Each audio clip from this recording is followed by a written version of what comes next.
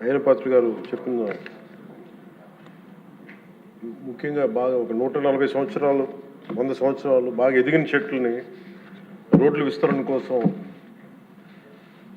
వాటిని తీసేస్తూ ఉంటాం. చాలా బాధ కలుగుతుంది అధ్యక్షుడి. పర్యావరణ ప్రేమికుడిగా నాకు కూడా మీలాగే చాలా బాధ కలిగిస్తుంది. ప్రత్యేకించి ఇందాక మన సుందరపు విజయ్ కుమార్ గారు కూడా మీ ఆధ్వర్యంలో మొదటి నాటారని చెప్పారు. ఇది ఖచ్చితంగా దీనికి ఒక పాలసీ అయితే తీసుకొస్తాం అధ్యక్ష.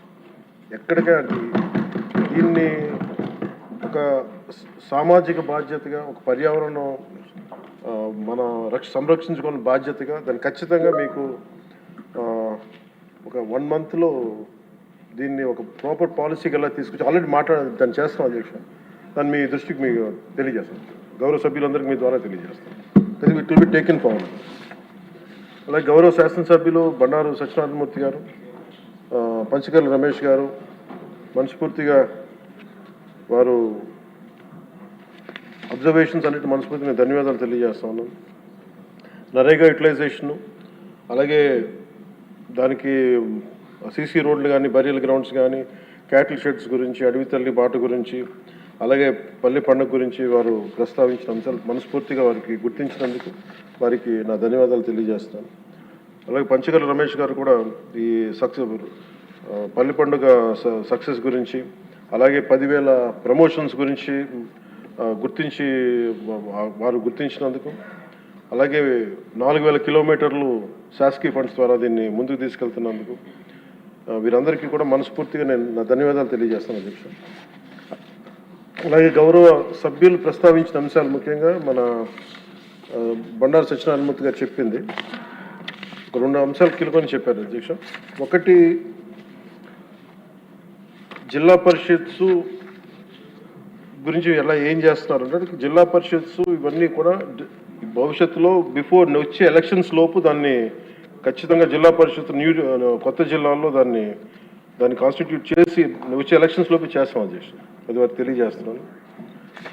అలాగే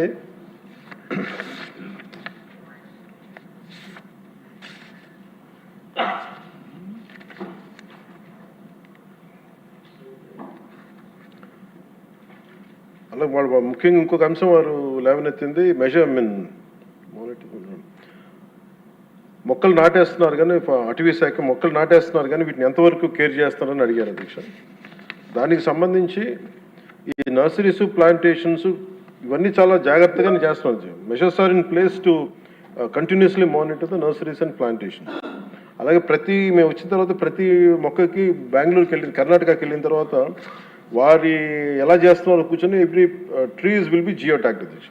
అది కొంత స్టార్ట్ చేసాం. ఇప్పుడు మీకు రాజమండ్రిలో కూడా మేము దానికి సంబంధించిన ఒక కొత్త నర్సరీని స్టార్ట్ చేసాం అధ్యక్ష.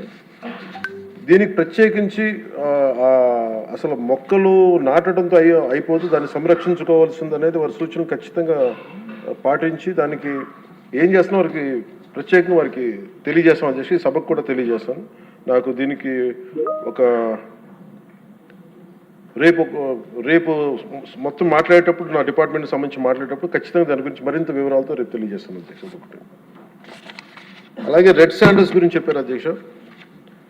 రెడ్ శాండల్కి సంబంధించి మన గౌరవ ముఖ్యమంత్రి గారి ఆధ్వర్యంలో గ్రూప్ ఆఫ్ మినిస్టర్స్ దీనికి సరైన రెమ్యూనరేటివ్ ప్రైస్ వచ్చే వరకు దీన్ని ఎలా చేయాలని దాని మీద గ్రూప్ ఫామ్ చేశారు అధ్యక్ష.